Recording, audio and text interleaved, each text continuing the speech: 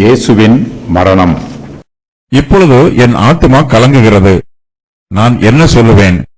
பிதாவே, இந்த வேளை நின்று என்னை ரட்சியும் என்று சொல்வேனோ? ஆகிலும் இதற்காகவே இந்த வேளைக்குள் வந்தேன். பிதாவே, உமது நாமத்தை மகிமைப்படுத்தும் என்றார். அப்பொழுது மகிமைப்படுத்தினேன், இன்னமும் மகிமைப்படுத்துவேன் என்கிற சத்தம் வானத்திலிருந்து உண்டாயிற்று. அங்கே நின்று கொண்டிருந்து அதை கேட்ட ஜனங்கள் இடி முழக்கம் உண்டாயிற்று என்றார்கள். வேறு சிலர் தேவதூதன் அவருடனே பேசினான் என்றார்கள். இயேசு அவர்களை நோக்கி, இந்த சத்தம் என் நிமித்தம் உண்டாகாமல் உங்கள் நிமித்தமே உண்டாயிற்று. இப்பொழுதே இந்த உலகத்துக்கு நியாய தீர்ப்பு உண்டாகிறது. இப்பொழுதே இந்த உலகத்தின் அதிபதி புறம்பாக தள்ளப்படுவான். நான் பூமியிலிருந்து உயர்த்தப்பட்டிருக்கும் போது எல்லாரையும் என்னிடத்தில் இழுத்துக் கொள்வேன் என்றார். தாம் இன்ன விதமான மரணமாய் மரிக்கப் போகிறார் என்பதை குறிக்கும்படி இப்படி சொன்னார். ஜனங்கள் அவரை நோக்கி, கிறிஸ்து என்றென்றைக்கும் இருக்கிறார் என்று வேதத்தில் சொல்லியதை நாங்கள் கேட்டிருக்கிறோம். அப்படி இருக்க மனுஷகுமாரன் உயர்த்தப்பட வேண்டியதென்று எப்படி சொல்லுகிறீர்? இந்த மனுஷகுமாரன் யார் என்றார்கள். அதற்கு இயேசு, இன்னும் கொஞ்ச காலம் ஒளி உங்களிடத்தில் இருக்கும். இருளில் நீங்கள் அகப்படாதபடிக்கு ஒளி உங்களோடு இருக்கையில் நடவுங்கள். இருளில் நடக்கிறவன் தான் போகிற இடம் இன்னதென்று அறியான்.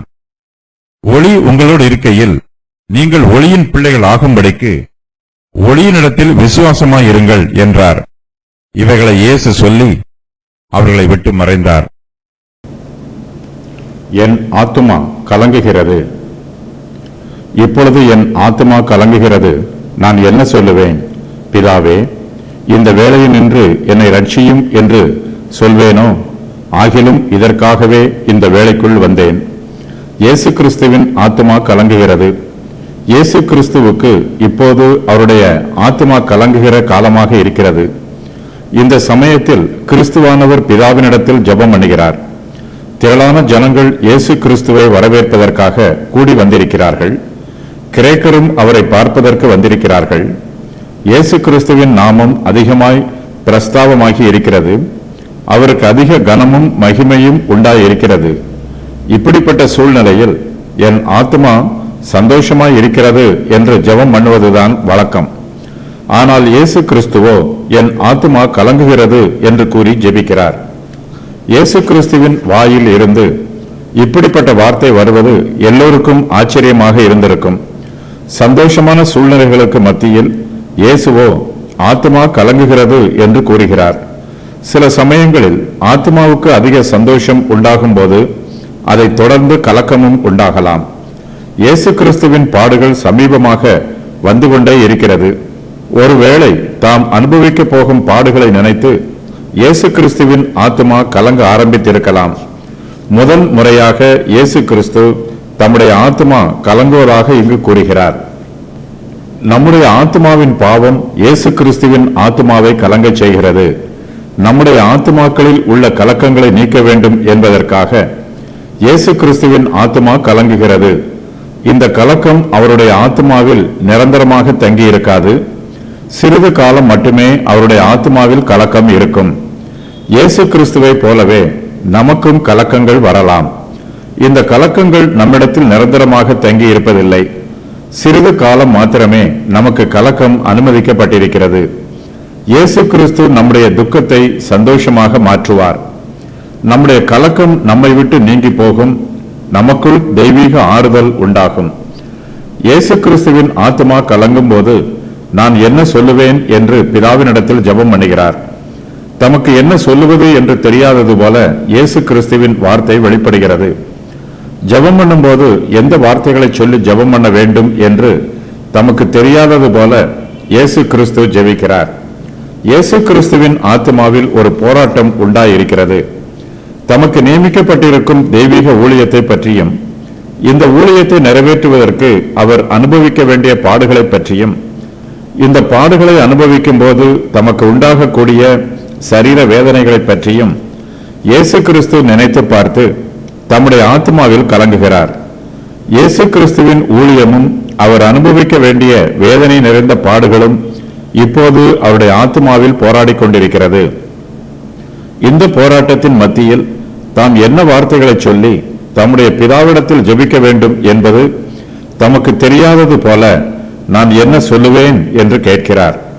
இயேசு கிறிஸ்துவின் ஆத்மா கலங்கிக் கொண்டிருக்கும் போது, பிதாவே, இந்த வேளையினின்று என்னை ரட்சியும் என்று சொல்வேனோ என்று கேட்கிறார். இயேசு கிறிஸ்து தம்முடைய ஜெபத்தில் இந்த வார்த்தைகளை பயன்படுத்துவதனால் தமக்கு வரப்போகும் பாடுகளில் இருந்து தம்மை விலக்கி காத்துக் கொள்ளுமாறு ஜெபிப்பது போல தெரிகிறது. இயேசு கிறிஸ்துவின் கள்ளம் கபடம் இல்லாத சுபாவம் அவருடைய ஜெப வார்த்தைகளாக வெளிப்படுகிறது. பிதாவிடத்தில் அவர் ஒன்றையும் மறைப்பதில்லை.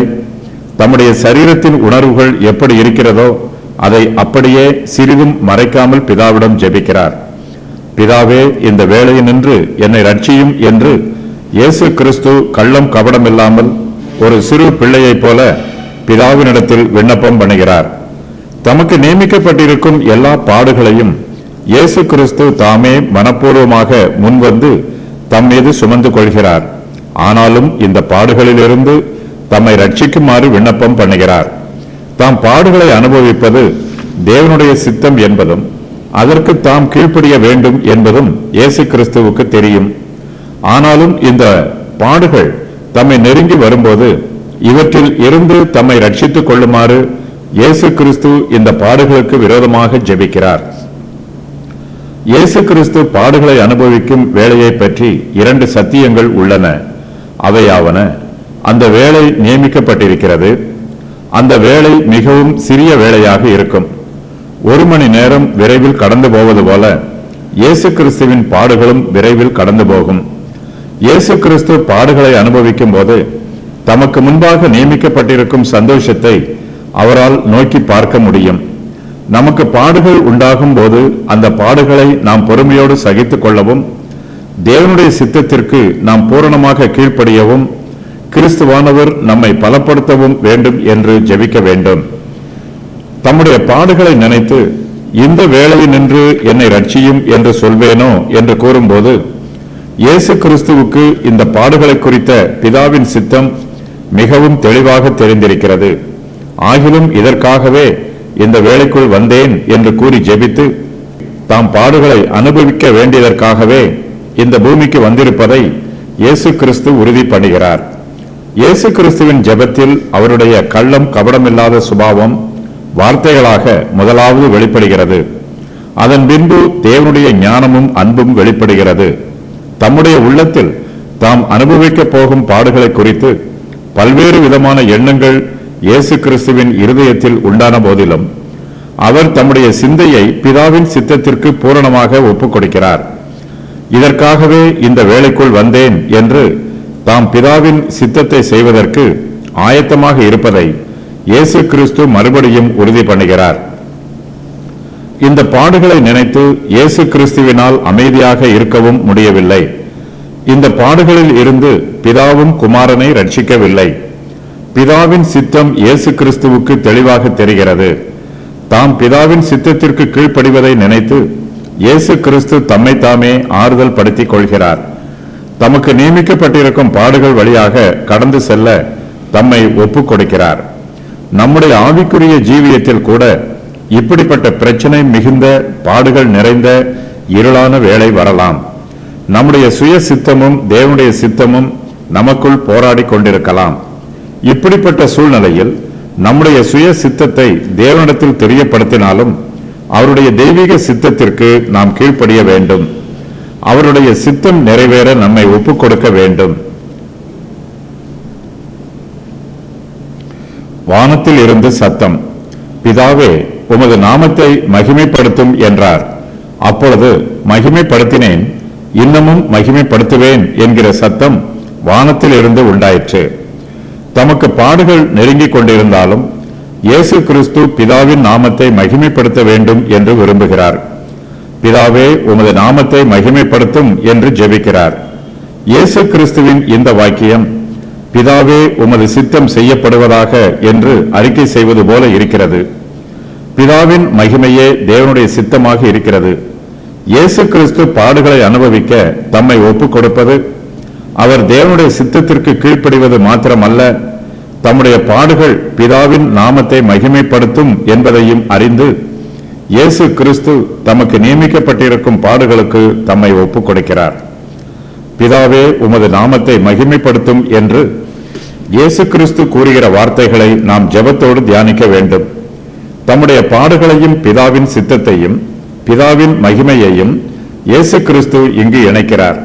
இயேசு கிறிஸ்துவின் வார்த்தை நிச்சயமாகவும் உறுதியாகவும் இருக்கிறது. நமக்காக அவரே பலியானார். நம்முடைய பாவங்களை மன்னிப்பதற்கு, நம்மை மீட்பதற்கு அவரே மீட்பின் கிரயமானார். நம்முடைய பாவங்களுக்கு தேவனுடைய சித்தத்தின் பிரகாரம் நிறைவேற்ற வேண்டிய எல்லா காரியங்களையும் இயேசு கிறிஸ்து பூரணமாக செய்து முடித்திருக்கிறார். தேவனுடைய நாமம் மகிமைப்படுவதற்காக இயேசு கிறிஸ்து எதையெல்லாம் செய்ய வேண்டுமோ அதையெல்லாம் செய்து முடித்திருக்கிறார். இயேசு கிறிஸ்து செய்தது எதையும் அவருடைய பெருமையில் செய்யவில்லை. தாம் செய்தது அனைத்தையும் அவர் தமது தாழ்மையில் செய்து முடித்திருக்கிறார். பிதாவின் நாமத்தை மகிமைப்படுத்துவதற்காக தாம் செய்திருக்கும் தாழ்மையான காரியங்களை பிதாவானவர் அங்கீகரித்து அவர் தமது நாமத்தை மகிமைப்படுத்த வேண்டும் என்று இயேசு கிறிஸ்து விண்ணப்பம் பண்ணுகிறார். பிதாவின் நாமத்தை மகிமைப்படுத்துவதற்கு செய்ய வேண்டிய காரியம் இன்னும் ஏதாவது இருக்கும் என்றால் அதையும் தாம் செய்வதற்கு ஆயத்தமாக இருப்பதாகவும் அந்த காரியங்களை தம்முடைய கணக்கில் வைத்துக் கொள்ளுமாறும் இயேசு கிறிஸ்து விண்ணப்பம் பண்ணுகிறார். இயேசு கிறிஸ்துவின் மூலமாக பிதாவின் மகிமை ஒருபோதும் குறைந்து போவதில்லை. ஆனாலும் பிதாவின் நாமம் மகிமைப்படுவதற்கு என்னென்ன செய்ய வேண்டுமோ அவை எல்லாவற்றையும் இயேசு கிறிஸ்து செய்து நிறைவேற்றுகிறார். இயேசு கிறிஸ்துவின் ஜெபத்திற்கு பிதாவானவர் செவி கொடுத்து அவருக்கு பிரதியுத்தரம் கூறுகிறார். வானத்தில் இருந்து ஒரு சத்தம் உண்டாயிற்று. அந்த சத்தமே பிதாவின் பிரதியுத்தரமாயிற்று. பிதாவே, உமது நாமத்தை மகிமைப்படுத்தும் என்று இயேசு கிறிஸ்து விண்ணப்பம் பண்ணுகிறார். அதற்கு பிதாவானவர், மகிமைப்படுத்தினேன், இன்னமும் மகிமைப்படுத்துவேன் என்று பிரதியுத்தரம் கூறுகிறார். இயேசு கிறிஸ்துவின் ஜீவியத்தில் தேவனுடைய நாமம் மகிமைப்படுகிறது. இயேசு கிறிஸ்துவின் உபதேசத்தின் மூலமாகவும் அவர் செய்த அற்புதங்கள் மூலமாகவும் அவர் செய்த நன்மைகள் மூலமாகவும் அவருடைய பரிசுத்தத்தின் மூலமாகவும் பிதாவின் நாமம் மகிமைப்படுகிறது. இதுவரையிலும் பிதாவின் நாமம் மகிமை அடைந்ததை விட இனிமேல் இயேசு கிறிஸ்துவின் பாடுகளினாலும் அவருடைய மரணத்தினாலும் பிதாவின் நாமம் மேலும் மகிமைப்படுத்தப்படும். பிதாவின் ஞானமும் வல்லமையும் அவருடைய நீதியும் பரிசுத்தமும் அவருடைய சத்தியமும் நன்மையும் இயேசு கிறிஸ்துவின் பாடுகள், மரணம் ஆகியவற்றின் மூலமாக இன்னும் மகிமைப்படுத்தப்படும். பிதாவானவர் இயேசு கிறிஸ்துவின் வார்த்தையிலும் கிரியையிலும் பிரியமாகவும் திருப்தியாகவும் இருக்கிறபடியினால் மகிமைப்படுத்தினேன், இன்னும் மகிமைப்படுத்துவேன் என்று அறிவிக்கிறார்.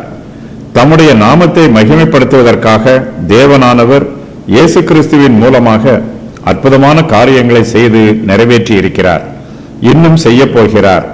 பிதாவின் வார்த்தை இயேசு கிறிஸ்துவை விசுவாசிக்கிற பிள்ளைகளுக்கு உற்சாகத்தை தரும்.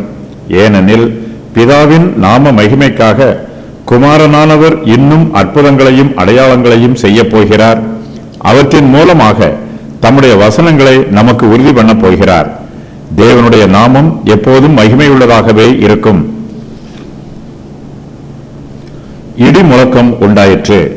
அங்கே நின்று கொண்டிருந்து அதை கேட்ட ஜனங்கள் இடி முழக்கம் உண்டாயிற்று என்றார்கள். வேறு சிலர் தேவதூதன் அவருடனே பேசினான் என்றார்கள். வானத்தில் இருந்து சத்தம் உண்டான போது அங்கு கூடியிருக்கிற திரளான ஜனங்கள் அந்த சத்தத்தை கேட்கிறார்கள். அவர்களுக்கு அந்த சத்தம் ஆச்சரியமாக இருக்கிறது. ஒரு சிலர் இடி முழக்கம் உண்டாயிற்று என்று கூறுகிறார்கள். வேறு சிலர் தேவதூதன் அவருடனே பேசினான் என்று கூறுகிறார்கள். மெய்யாகவே வானத்தில் இருந்து சத்தம் உண்டாயிற்று என்பதை எல்லோருமே அங்கீகரிக்கிறார்கள். இயேசு கிறிஸ்துவின் தெய்வீக ஊழியத்திற்கு இந்த சத்தம் சாட்சியாய் இருக்கிறது. ஆனால் அவர்களோ பிதாவானவர் குமாரனுடைய ஜெபத்திற்கு இந்த சத்தத்தின் மூலமாக பதில் கொடுத்திருக்கிறார் என்று நினைப்பதற்கு பதிலாக அதை இடிமுழக்கம் என்றும் தேவதூதனுடைய பேச்சு என்றும் தவறாக சிந்திக்கிறார்கள். எப்படிப்பட்ட அற்புதங்கள் நடந்தாலும் ஜனங்கள் வினோதமாக சிந்திக்கிறார்கள். இயேசுவை கிறிஸ்து என்று விசுவாசிக்காமல் போவதற்கு என்னவெல்லாம் செய்ய வேண்டுமோ அவை எல்லாவற்றையும் செய்கிறார்கள். இவர்கள் மீதும் இயேசு கிறிஸ்து கிருபையாக இருக்கிறார். ஜனங்கள் ஒரு சத்தத்தை கேட்டார்கள். அந்த சத்தத்தில் உள்ள வார்த்தைகளை அவர்களால் புரிந்து கொள்ள முடியவில்லை. இடி முழக்கம் போன்ற ஒரு தொனியை கேட்டார்கள். பவுலுக்கு உண்டான கிறிஸ்துவின் சத்தம் போன்று உள்ளது. இந்த சத்தம் என் நிமித்தம் உண்டாகாமல் உங்கள் நிமித்தமே உண்டாயிற்று என்று இயேசு கிறிஸ்து புறஜாதியாரிடம் கூறுகிறார். புறஜாதியார் இயேசு கிறிஸ்துவிடம் வந்திருக்கிறார்கள். இயேசு கிறிஸ்துவில் அவர்கள் வைத்திருக்கும் விசுவாசத்தை உறுதி பண்ணுவதற்காகவே இந்த சத்தம் உண்டாயிற்று. உங்கள் நிமித்தமே உண்டாயிற்று. இயேசு அவர்களை நோக்கி, இந்த சத்தம் என் நிமித்தம் உண்டாகாமல் உங்கள் நிமித்தமே உண்டாயிற்று. இயேசு கிறிஸ்து வானத்தில் இருந்து உண்டான சத்தத்தை தம்முடைய செவிகளினால் கேட்கிறார். அவருக்கு இந்த சத்தத்தின் பொருளும் இந்த சத்தம் உண்டானதற்கான காரணமும் தெரிந்திருக்கிறது. இதை சரியாக புரிந்து கொள்ளாத ஜனங்களிடம் இயேசு கிறிஸ்து, இந்த சத்தம் என் நிமித்தம் உண்டாகாமல் உங்கள் நிமித்தமே உண்டாயிற்று என்று கூறுகிறார். வானத்தில் இருந்து உண்டான சத்தத்தை கேட்கிறவர்கள் பிதாவானவர் இயேசு கிறிஸ்துவை வானத்தில் இருந்து அனுப்பினவர் என்று விசுவாசிக்க வேண்டும். அதற்காகவே இந்த சத்தம் உண்டாயிற்று. கர்த்தராகிய இயேசு கிறிஸ்துவை பற்றி வானத்தில் இருந்து உண்டான சத்தம் நமக்காகவே உண்டாயிற்று. இயேசு கிறிஸ்துவின் சமூகத்தில் நாம் ஆறுதல் அடைய வேண்டும். அவரை விசுவாசிக்க வேண்டும். அவர் கொடுக்கிற ரட்சிப்பை பெற்றுக்கொள்ள வேண்டும். இதற்காகவே இந்த சத்தம் உண்டாயிற்று. இயேசு கிறிஸ்துவை பின்பற்றுகிறவர்களுக்கு பாடுகளும் வேதனைகளும் உண்டாகலாம். நமக்கு பாடுகள் மத்தியில் ஆறுதல் உண்டு. இயேசு கிறிஸ்து பிதாவினால் எப்படி ஆறுதல் படுத்தப்பட்டாரோ அப்படியே நமக்கும் ஆறுதல் உண்டாகும். நியாய தீர்ப்பு. இப்பொழுதே இந்த உலகத்திற்கு நியாய தீர்ப்பு உண்டாகிறது. இப்பொழுது இந்த உலகத்தின் அதிபதி புறம்பாக தள்ளப்படுவான். மகிமைப்படுத்தினேன், இன்னமும் மகிமைப்படுத்துவேன் என்கிற சத்தம் வானத்தில் இருந்து உண்டாயிற்று. பிதாவானவர் இந்த வாக்கியத்தை கூறுவதற்கு 2 காரணங்கள் உள்ளன. அவையாவன: இயேசு கிறிஸ்துவின் மரணத்தின் மூலமாக சாத்தான் தோற்று போவான். இயேசு கிறிஸ்துவின் மரணத்தின் மூலமாக ஆத்துமாக்கள் ரட்சிக்கப்படும். இந்த ஆத்துமாக்கள் சாத்தானுடைய பிடியில் இருந்து விடுவிக்கப்படும். இயேசு கிறிஸ்துவனுடைய மரணத்தின் மூலமாக சாத்தான் தோற்று போய் விடுகிறான். இந்த உலகத்திற்கு இப்பொழுது நியாய தீர்ப்பு உண்டாய் இருப்பதாக இயேசு கிறிஸ்து அறிவிக்கிறார்.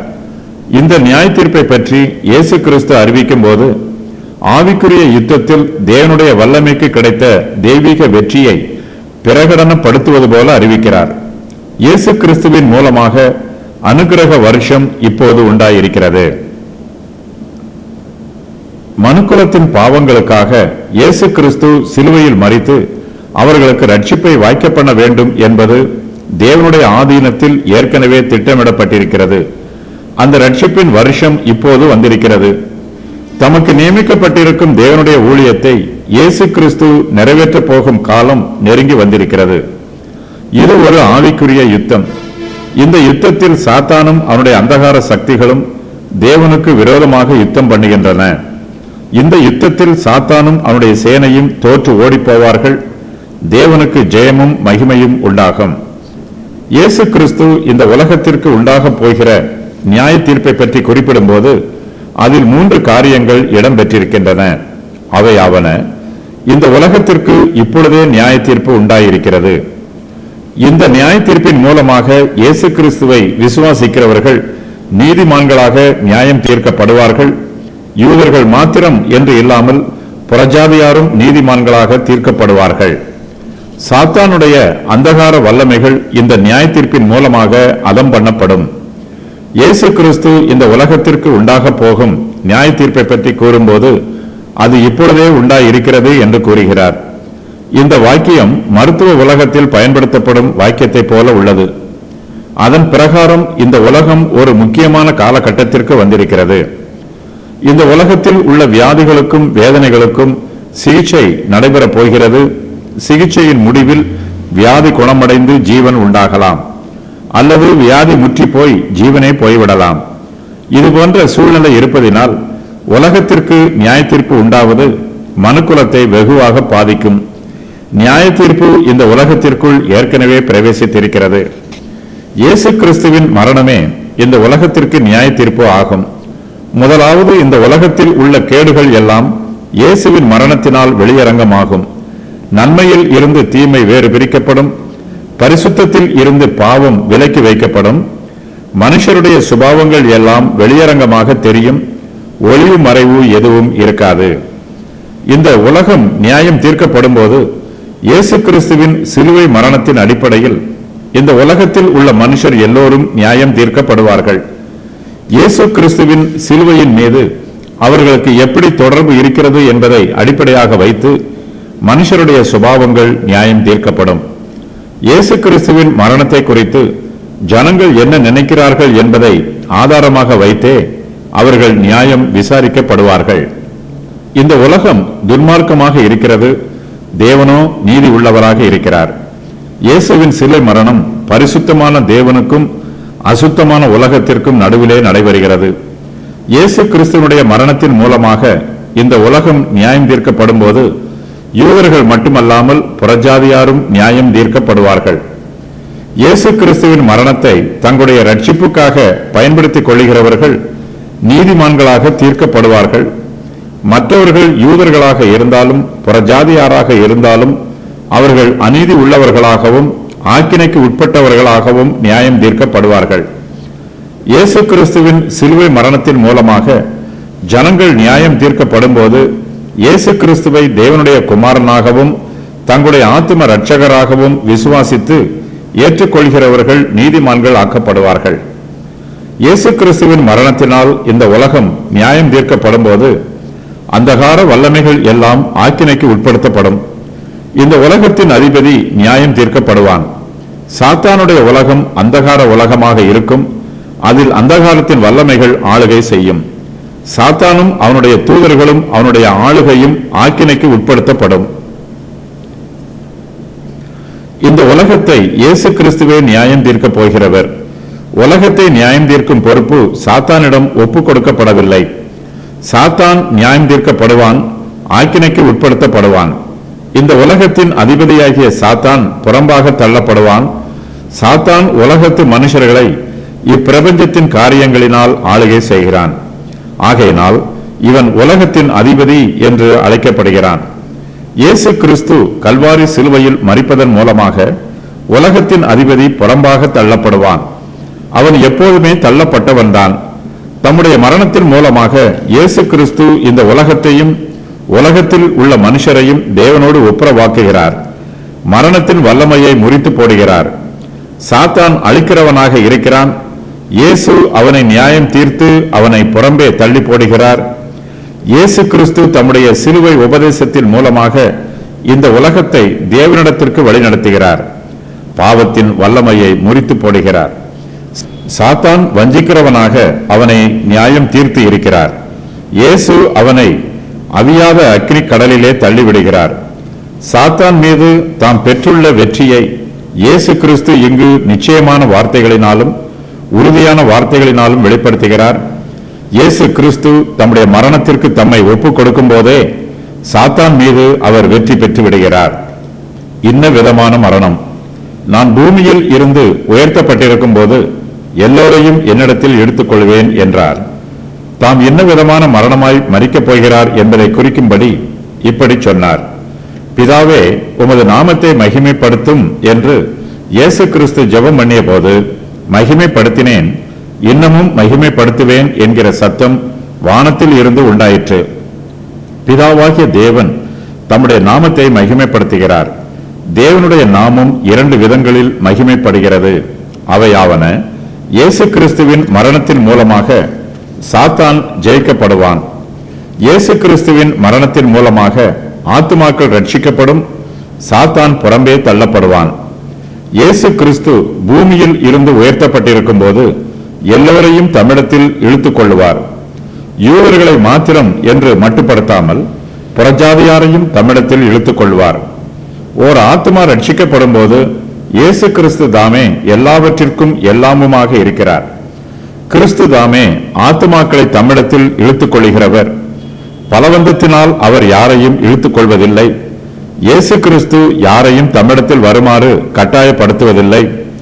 அவர் மனுஷருடைய ஆத்துமாவில் கிரியை நடப்பிப்பார். அப்போது ஆத்துமாக்கள் எல்லாம் இயேசு கிறிஸ்துவிடத்தில் வர வேண்டும் என்று விருப்பமாயிருக்கும். நாம் எல்லோருமே இயேசு கிறிஸ்துவிடத்தில் இழுக்கப்பட்டிருக்கிறோம். இதுவரையிலும் இயேசு கிறிஸ்துவை விசுவாசிக்காதவர்களும் இயேசு கிறிஸ்துவின் நாமத்தை குறித்து வெட்கப்பட்டவர்களும் இப்போது அவரிடத்தில் இழுக்கப்படுகிறார்கள். அவரை நேசிக்கிறார்கள், அவரிடத்தில் விசுவாசம் வைக்கிறார்கள். அவருடைய கரங்களினால் அவருடைய சித்தத்தை செய்வதற்கு ஜனங்கள் எல்லோரும் இழுக்கப்படுகிறார்கள். ஜனங்கள் எல்லோரையும் தம்மிடத்தில் இழுத்துக் கொள்வதற்கு இயேசு கிறிஸ்து மிகவும் முக்கியமான உபாயத்தை கடைபிடிக்கிறார். இயேசு கிறிஸ்து பூமியில் இருந்து உயர்த்தப்படுவதே அவருடைய திட்டமும் வழியும் உபாயமும் ஆகும். தாம் இன்னவித மரணமாய் மரிக்கப் போவதை குறிக்கும்படிக்கு இயேசு கிறிஸ்து இப்படி சொல்லுகிறார். இயேசு கிறிஸ்துவின் மரணம் சிலுவை மரணம். இதுவே பூமியில் இருந்து உயர்த்தப்படுவது என்று அழைக்கப்படுகிறது. இயேசு கிறிஸ்துவை முதலாவதாக ஆணிகளால் சிலுவையில் அறைகிறார்கள். அதன் பின்பு இயேசு கிறிஸ்துவோடு அந்த சிலுவை மரம் உயர்த்தப்படுகிறது. உயர்த்தப்படுதல் என்னும் வார்த்தைக்கு மரியாதையோடும் கனத்தோடும் முன்னேறி வருதல் என்று பொருள்.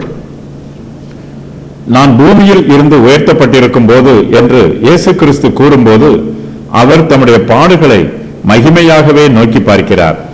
இயேசு கிறிஸ்துவின் சிலுவை பாடுகள் அவருக்கு மகிமையில் முன்னேறி போவது போலவே இருக்கிறது. தாம் உயர்த்தப்படுவதாக இயேசு கிறிஸ்து நினைக்கிறார். பூமியில் இருந்து இயேசு கிறிஸ்து உயர்த்தப்பட்டிருக்கும் போது அவர் எல்லா மனுஷரையும் தம்மிடத்தில் இழுத்துக் கொள்கிறார். இந்த சம்பவம் இயேசு கிறிஸ்துவின் சிலுவை மரணத்திற்கு பின்பு நடைபெறும் சம்பவமாகும். சபையின் வளர்ச்சி இயேசு கிறிஸ்துவின் மரணத்திற்கு பின்பே வேகமாக அதிகரிக்கிறது. இயேசு கிறிஸ்துவின் சிலுவை மரணத்தின் விளைவினால் அவர் பூமியில் இருந்து உயர்த்தப்பட்ட பின்பு சபைக்கு விரைவான வளர்ச்சி உண்டாயிற்று. இயேசு கிறிஸ்துவின் சிலுவை ஒரு சிலருக்கு இடறுகிறதற்கு ஏதுவான தடைக்கல்லாக இருந்தாலும் மற்றவர்களுக்கு உயர முன்னேறி செல்வதற்கு படிக்கற்களாக இருக்கிறது. நான் பூமியில் இருந்து உயர்த்தப்பட்டிருக்கும் போது என்று இயேசு கிறிஸ்து கூறும் வாக்கியமானது வனாந்திரத்தில் வெண்கல சர்ப்பம் உயர்த்தப்பட்டதற்கு அடையாளம் என்று சிலர் கூறுகிறார்கள். வனாந்திரத்தில் சர்ப்பத்தினால் கடிக்கப்பட்டவர்கள் எல்லோரையும் வெண்கல சர்ப்பம் தன் பக்கமாக இழுத்து கொண்டதற்கு இது அடையாளம் என்று இதற்கு வியாக்கியானம் கூறுகிறார்கள். இயேசு கிறிஸ்து தம்மிடத்தில் எல்லோரையும் இழுத்துக் கொள்கிறார். இயேசு கிறிஸ்துவின் மந்தை பெரிதாய் இருக்கும். எல்லா தேசங்களிலும் இயேசு கிறிஸ்துவின் சுவிசேஷம் பிரசங்கம் பண்ணப்படும் போது ஏராளமான ஜனங்கள் ரட்சிக்கப்பட்டு தேவனுடைய ராஜ்யத்தில் சேர்த்துக் கொள்ளப்படுவார்கள். சர்ப்பமானது மோசையினால் வனாந்திரத்தில் உயர்த்தப்பட்டது போல மனுஷகுமாரனும் தன்னை விசுவாசிக்கிறவன் எவனோ அவன் கெட்டுப்போகாமல் நித்திய ஜீவனை அடையும்படிக்கு உயர்த்தப்பட வேண்டும். இயேசு கிறிஸ்து சிலுவையில் அறையப்படும் போது அவர் அறையப்பட்ட விதம் அவர் உயர்த்தப்படுவது போல இருக்கிறது. இயேசு கிறிஸ்துவின் 2 கரங்களும் விரிவாய் திறக்கப்பட்டிருக்கிறது. எல்லா ஜனங்களையும் தம்மிடத்தில் வரவேற்கும் விதமாகவும் தம்மிடத்தில் வருகிற எல்லோரையும் அவர் ஏற்றுக்கொள்ளும் விதமாகவும் இயேசு கிறிஸ்துவின் கரங்கள் விரிவாய் திறக்கப்பட்டதாக இருக்கிறது. உயர்த்தப்படுதல் என்பதன் கிரேக்க வார்த்தை ஹூப்சோ என்பதாகும். இதற்கு உயர்த்துதல், வானத்தில் உயர்த்துதல் என்று பொருள். இயேசு கிறிஸ்து சிலுவையில் அறையப்பட்டு உயர்த்தப்படுகிறார். சிலுவையில் உயர்த்தப்படுவதை இந்த வாக்கியம் குறிப்பதோடு இயேசு கிறிஸ்து வானத்திற்கு உயர்த்தப்படுவதையும் குறிப்பிடுகிறது. இயேசு கிறிஸ்து பூமியில் இருந்து உயர்த்தப்பட்டிருக்கும் போது அவர் எல்லோரையும் தம்மிடத்தில் இழுத்துக் கொள்வார். பரிசுத்த ஆவியானவர் மூலமாகவும் இயேசு கிறிஸ்து செய்த அற்புதங்கள் மூலமாகவும் ஜனங்களை தம்மிடமாக இழுத்துக் கொள்வார். விசுவாசிகள் மூலமாக நடைபெறும் அற்புதங்கள் சுவிசேஷ செய்தியை உறுதி பண்ணுகிறது. இயேசு கிறிஸ்துவின் மகிமையின் நாளிலும் அவருடைய ஆளுகையின் போதும் எல்லா மனுஷரும் அவரிடமாக இழுத்துக் கொள்ளப்படுவார்கள். மனுஷகுமாரன் யார்? ஜனங்கள் அவரை நோக்கி கிறிஸ்து என்றென்றைக்கும் இருக்கிறார் என்று வேதத்தில் சொல்லியதை நாங்கள் கேட்டிருக்கிறோம். அப்படி இருக்க மனுஷகுமாரன் உயர்த்தப்பட வேண்டியது என்று எப்படி சொல்லுகிறீர்? இந்த மனுஷகுமாரன் யார் என்றார்கள். இயேசு கிறிஸ்துவின் உபதேசத்தை கேட்கிற ஜனங்களுக்கு மனுஷகுமாரனை பற்றி அறிந்து கொள்ளும் ஆர்வம் உண்டாயிற்று. அவர்கள் வானத்தில் இருந்து உண்டான சத்தத்தை கேட்டிருக்கிறார்கள். ஆனால் அந்த சத்தம் இயேசு கிறிஸ்துவை தேவனுடைய குமாரனாக விசுவாசிப்பதற்கு அவர்களுக்கு போதுமானதாக இல்லை. இயேசு கிறிஸ்துவின் உபதேசத்திற்கு மறுப்பு தெரிவித்து அவரோடு வாக்குவாதம் பண்ணுகிறார்கள். இயேசு கிறிஸ்து தம்மை மனுஷகுமாரன் என்று அழைக்கிறார். மேசியாவுக்கு கொடுக்கப்படும் பெயர்களில் மனுஷகுமாரன் என்பதும் ஒன்றாகும். யூதர்கள் எல்லோரும் மேசியாவும் மனுஷகுமாரனும் ஒரே நபரை குறிக்கும் பெயர் என்பதை அறிந்திருக்கிறார்கள். இயேசு கிறிஸ்து தம்மை பற்றி சொல்லும்போது மனுஷகுமாரன் உயர்த்தப்பட வேண்டும் என்றும் சொல்லுகிறார். இந்த வாக்கியம் அவருடைய மரணத்தை குறிக்கிறது என்பதை யூதர்கள் அறிந்திருக்கிறார்கள். இயேசு கிறிஸ்துவின் உபதேசத்தையும் பழைய ஏற்பாட்டு வேத வாக்கியங்களையும் யூதர்கள் ஒப்பிட்டு பார்க்கிறார்கள். மேசியாவாகிய கிறிஸ்து என்றென்றைக்கும் இருக்கிறார் என்றும், அவர் மரணத்தை காண மாட்டார், அவர் மரிக்காமல் நித்திய காலமாக ஜீவிக்கிறவர் என்றும் யூதர்கள் வேத வாக்கியங்களின் அடிப்படையில் மேசியாவை பற்றி அறிந்திருக்கிறார்கள். ஆனால் இயேசு கிறிஸ்துவோ மனுஷகுமாரன் மரிக்க வேண்டும் என்னும் பொருளில் உயர்த்தப்பட வேண்டும் என்று கூறுகிறார். இந்த உபதேசத்தை யூதர்களால் ஏற்றுக்கொள்ள முடியவில்லை. இயேசு கிறிஸ்து மனுஷகுமாரனாக, அதாவது தேவகுமாரனாக இருப்பார் என்றால் அவர் கிறிஸ்துவாக, அதாவது மேசியாவாக இருக்கிறார். கிறிஸ்து என்றென்றைக்கும் இருக்கிறார் என்று வேதத்தில் சொல்லி இருக்கிறதை யூதர்கள் கேள்விப்பட்டிருக்கிறார்கள். மேசியாவின் பாடுகள், மரணம் ஆகியவற்றை பற்றியும் வேதத்தில் சொல்லப்பட்டிருக்கிறது. ஆனால் இந்த யூதர்கள் அந்த வசனத்தை பற்றி ஒரு வார்த்தை கூட பேசவில்லை. அவர் தம்முடைய ஆத்மாவை மரணத்தில் ஊற்றி என்னும் வேத வாக்கியத்தை அவர்கள் இதுவரையிலும் வாசிக்கவில்லை என்று தெரிகிறது. பழைய ஏற்பாட்டு வேத வாக்கியத்தில் கிறிஸ்துவின் கைகளும் கால்களும் ஆணிகளால் அறையப்படும் என்று எழுதப்பட்டிருக்கும் வாக்கியத்தை கூட அவர்கள் வாசித்ததில்லை. இயேசு கிறிஸ்துவின் உபதேசத்தை கேட்டுக்கொண்டிருக்கிற யூதர்களுக்கு வேத வாக்கியத்தை பற்றி சரியாக தெரியவில்லை. தங்களுக்கு பிடித்தமான சத்தியத்தை உறுதி பண்ணுவதற்கு வேத வாக்கியத்தை ஆதாரமாக கூறுகிறார்கள்.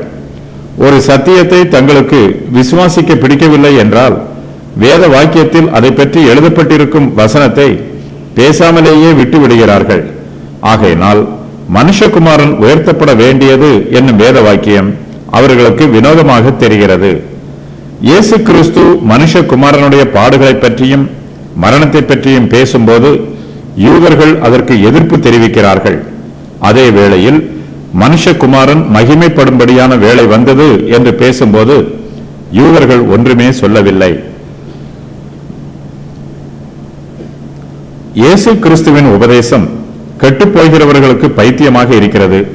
சிந்தையில் தெளிவில்லாமல் தீய சிந்தனை உடையவர்களுக்கு இயேசு கிறிஸ்துவின் வார்த்தைகள் இடறுவதற்கு ஏதுவான தடை கற்களாக இருக்கிறது.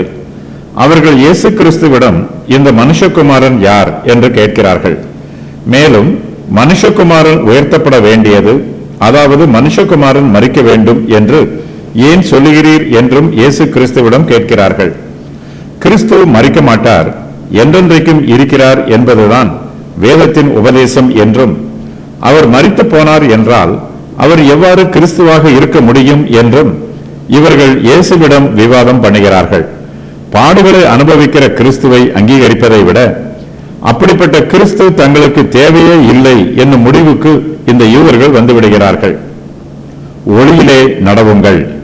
அதற்கு இயேசு, இன்னும் கொஞ்ச காலம் ஒளி உங்களிடத்தில் இருக்கும், இருளில் நீங்கள் அகப்படாதபடிக்கு ஒளி உங்களோடு இருக்கையில் நடவுங்கள்.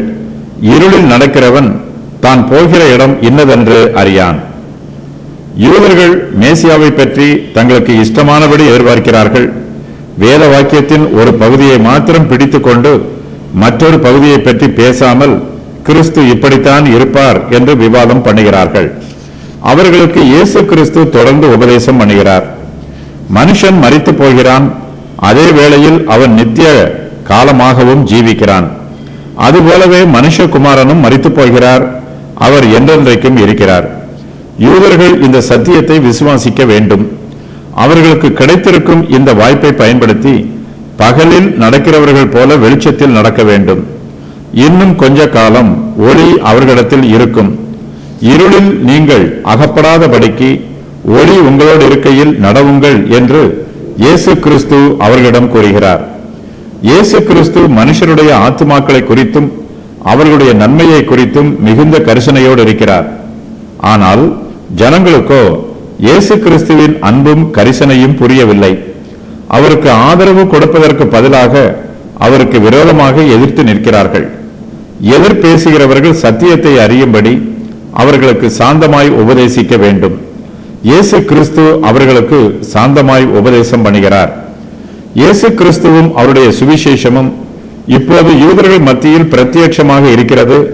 இதனால் அவர்களுக்கு மிகப்பெரிய ஆசீர்வாதம் உண்டு. இயேசு கிறிஸ்துவோ இன்னும் கொஞ்ச காலம் மாத்திரமே அவர்களோடு கூட இருப்பார். இயேசு கிறிஸ்து ஒளியாக இருக்கிறார். இன்னும் கொஞ்ச காலம் ஒளி அவர்களிடத்தில் இருக்கும். இயேசு கிறிஸ்து சிலுவையில் மரிப்பது சூரியன் மாலையில் மறைவது போல இருக்கும். மாலையில் சூரியன் மறைந்தாலும் மறுபடியும் அது காலையில் உதிக்கும். ஒவ்வொரு நாள் மாலையிலும் சூரியன் மறைந்து கொண்டே இருக்கும். காலையிலும் ஒவ்வொரு நாள் உதித்து கொண்டே இருக்கும். இது நித்தியமாக நடைபெறும் சம்பவம். நீதியின் சூரியனாகிய இயேசு கிறிஸ்துவும் நித்திய காலமாக ஜீவிக்கிறவர். கிறிஸ்து என்றென்றைக்கும் இருக்கிறார். ஒளியாகிய இயேசு கிறிஸ்து இப்போது யூதர்களிடத்தில் இருக்கிறார். இயேசு கிறிஸ்துவின் சரீர பிரகாரமான பிரத்யட்சமான பிரசன்னம் அவர்களோடு கூட இருக்கிறது. இந்த சிலாக்கியம் அவர்களுக்கு சிறிது காலம் மாத்திரமே இருக்கும். வெகு விரைவில் இயேசு கிறிஸ்து அவர்களை விட்டு கடந்து போய்விடுவார். ஒளி நம்மோடு கொஞ்ச காலம் மாத்திரமே இருக்கும் என்னும் சிந்தனை நம்முடைய மனதில் பதிந்திருப்பது மிகவும் நல்லது. ஒளி நம்மோடு இருக்கும் போதே நாம் நடக்க வேண்டிய இடத்திற்கு நடந்து போய்விட வேண்டும். நமக்கு நியமிக்கப்பட்டிருக்கும் ஊழியத்தை செய்து முடித்துவிட வேண்டும். கொஞ்ச காலம் மாத்திரம் நமக்கு இருக்கிறது. வாய்ப்பு எப்போதும் வருவதில்லை. வாய்ப்பு இருக்கும் போதே நம்முடைய ஊழியத்தை நிறைவேற்ற வேண்டும். யூதர்களுக்கு மிகப்பெரிய சிலாக்கியம் இப்போது கிடைத்திருக்கிறது. அவர்கள் இயேசு கிறிஸ்துவை பிரத்யட்சமாக பார்த்து அவருடைய உபதேசங்களை தங்களுடைய காதுகளால் கேட்கவும் அவருடைய அற்புதங்களை தங்கள் கண்களால் பார்க்கவும் யூதர்களுக்கு விசேஷித்த சிலாக்கியம் கிடைத்திருக்கிறது. இதை இவர்கள் அனுபவிக்கிறார்கள். இந்த ஒளி அவர்களோடு இருக்கும்போது அவர்கள் நடக்க வேண்டும். ஒரு இடத்திற்கு பிரயாணம் பண்ணுகிறவர்கள் வெளிச்சம் இருக்கும்போது பிரயாணம் பண்ணுவார்கள். தங்களுக்கு அனுகூலமான சூழ்நிலைகள் இருக்கும்போது அதை தங்களுக்கு சாதகமாக பயன்படுத்திக் கொண்டு தங்களுடைய பிரயாணத்தில் முன்னேறி செல்வார்கள். விசுவாசிகளாகிய நாம் இந்த பூமியில் இருக்கும்போது நமக்கும் ஒரு பிரயாணம் நியமிக்கப்பட்டிருக்கிறது. நாம் மோட்ச பிரயாணத்தை மேற்கொண்டிருக்கிறோம். நம்மிடத்தில் ஒளி இருக்கும் போதே நாம் பரலோகத்தை நோக்கி பிரயாணம் செய்ய வேண்டும். பகற்காலம் வேலை செய்வதற்கு ஏற்ற காலமாகவும் இரவு காலம் ஓய்வு எடுப்பதற்கு ஏற்ற காலமாகவும் இருக்கிறது. ஆகையினால் நமக்கு கிடைத்திருக்கும் வாய்ப்புகளை பிரயோஜனப்படுத்திக் கொள்ள வேண்டும். நம்முடைய பகற்காலம் முடியும் முன்பாக நமக்கு நியமிக்கப்பட்டிருக்கும் ஊழியத்தை நிறைவேற்ற வேண்டும். பகற்காலம் முடிந்து போனால் நம்மால் ஒன்றும் செய்ய முடியாது. பகற்காலத்தில் நிறைவேற்றப்படாத ஊழியங்கள் நிறைவேற்றப்படாதவையாகவே இருக்கும். தேவன் நம்மிடத்தில் பொறுப்பாக ஒப்புக் கொடுத்திருக்கும் ஊழியத்தை நாம் நிறைவேற்றாதவர்களாகவே நியாயம் தீர்க்கப்படுவோம். ஆகையினால் இருளில் நாம் அகப்படாதபடிக்கு ஒளி நம்மோடு இருக்கையில் நடக்க வேண்டும். இந்த பூமியில் உள்ள ஜனங்களில் சிலர் சுவிசேஷத்திற்கு செவி கொடுக்காமல் பாவத்திற்கு தங்களை ஒப்புக் கொடுக்கிறார்கள். பாவத்தில் ஜீவிக்கிறார்கள். இவர்கள் இருளில் நடக்கிறவர்கள். தாங்கள் போகிற இடம் என்னதென்று இவர்களுக்கு தெரியாது. தாங்கள் போகிறோமா என்பதும் அப்படியே போனாலும் தாங்கள் எங்கு போகிறோம் என்பதும் இவர்களுக்கு தெரியாது. சுவிசேஷத்தின் சத்தியம் நம்முடைய இருதயத்தில் இல்லை என்றால் நன்மைக்கும் தீமைக்கும் நம்மால் வித்தியாசம் காண முடியாது. இருளில் நடக்கிறவர்கள் அழிவை நோக்கி போய்க் கொண்டிருக்கிறார்கள். இவர்கள் தங்களுக்கு முன்பாக இருக்கும் ஆபத்தை அறியாதவர்களாக இருக்கிறார்கள். மேசியா எப்போதும் இருப்பார். சூரியனுடைய ஒளியை நாம் பகலில் மட்டுமே காண முடியும், இரவில் காண முடியாது. ஆனாலும் சூரியன் பகலிலும் இரவிலும் உள்ளது. அது போலவே மேசியா எப்போதும் இருந்தாலும் அவரை காண்பதற்கும் ஒரு காலம் உண்டு. ஆகையினால் இயேசு கிறிஸ்து ஜனங்களிடம் இருளில் நீங்கள் அகப்படாதபடிக்கு ஒளி உங்களோடு இருக்கையில் நடவுங்கள் என்று கூறுகிறார். இருள் சீக்கிரமாக வந்துவிடும். அப்போது ஜனங்கள் இயேசு கிறிஸ்துவை தேடுவார்கள், ஆனாலும் கண்டுகொள்ள மாட்டார்கள். இருளில் நடக்கிறவன் தான் போகிற இடம் இன்னதென்று அறியான். ஒளியின் பிள்ளைகள், ஒளி உங்களோடு இருக்கையில் நீங்கள் ஒளியின் பிள்ளைகள் ஆகும்படிக்கு ஒளியினிடத்தில் விசுவாசமாய் இருங்கள் என்றார். இவைகளை இயேசு சொல்லி அவர்களை விட்டு மறைந்தார். இயேசு கிறிஸ்துவின் உபதேசத்தில் இருந்து நமக்கு மிகவும் முக்கியமான சத்தியம் வெளிப்படுத்தப்பட்டிருக்கிறது. ஒளி நம்மோடு இருக்கிறது. நாம் அந்த ஒளியினிடத்தில் விசுவாசமாக இருக்கும்போது ஒளியின் பிள்ளைகளாக ஆவோம். இயேசு கிறிஸ்து தம்மை பற்றிய சத்தியத்தை யூதர்களுக்கு வெளிப்படுத்தி கூறுகிறார். சத்தியத்தை கேட்கிற அவர்கள் அதை தங்கள் இருதயத்தில் ஏற்றுக்கொள்ளாமல் போய்விடக்கூடாது. அவர்களுக்கு வாய்ப்பு கொடுக்கப்படும் போது அந்த வாய்ப்பை தங்களுடைய ஆத்மாவுக்கு ஆதாயம் உண்டாகத்தக்கதாக பயன்படுத்திக் கொள்ள வேண்டும். தற்காலத்தில் இயேசு கிறிஸ்துவின் சத்தியம் சுவிசேஷத்தின் மூலமாக எல்லா ஜனங்களுக்கும் அறிவிக்கப்படுகிறது. நாம் அந்த சுவிசேஷத்தை ஏற்றுக்கொண்டால் நமக்கு ஆவிக்குரிய ஆசீர்வாதம் உண்டாகும். சுவிசேஷத்தை விசுவாசித்து நாம் சத்தியத்தை ஏற்றுக்கொள்ள வேண்டும்.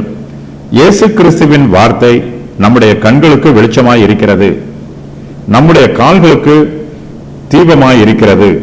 இயேசு கிறிஸ்துவை பின்பற்றி நம்முடைய ஆவிக்குரிய பிரயாணத்தில் முன்னேறி செல்ல வேண்டும்.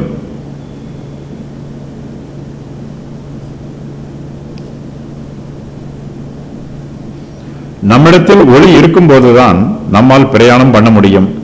இந்த ஒளியினிடத்தில் விசுவாசமாக இருந்து தேவனை பற்றிக் கொள்ள வேண்டும். அப்போது நாம் ஒளியின் பிள்ளைகளாய் இருப்போம்.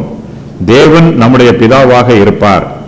தேவன் ஒளியாக இருப்பதினால் தேவனுடைய பிள்ளைகள் ஒளியின் பிள்ளைகள் என்று இங்கு அழைக்கப்படுகிறார்கள். இயேசு கிறிஸ்து இந்த வார்த்தைகளை சொல்லி அவர்களை விட்டு மறைந்து போகிறார். இவர்களுக்கு என்னென்ன சத்தியங்களை எல்லாம் உபதேசம் பண்ண வேண்டுமோ அவை எல்லாவற்றையும் இயேசு கிறிஸ்து உபதேசம் பண்ணி இருக்கிறார்.